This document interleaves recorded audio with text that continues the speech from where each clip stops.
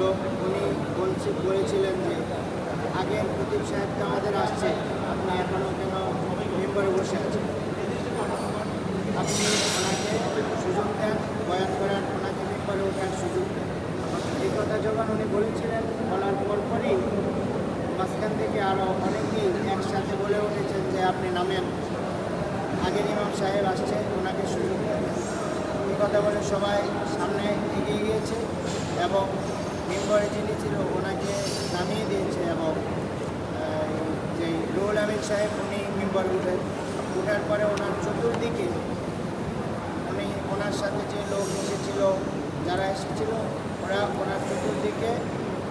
বেষ্টনী হয়ে দাঁড়ানোর পরে উনি বারবার বলতেছিলেন যে আমি এই কয়েক সপ্তাহ আসতে পারিনি, আমি অসুস্থ ছিলাম, অফিসিয়ালি আমার যোগাযোগ হয়েছে এবং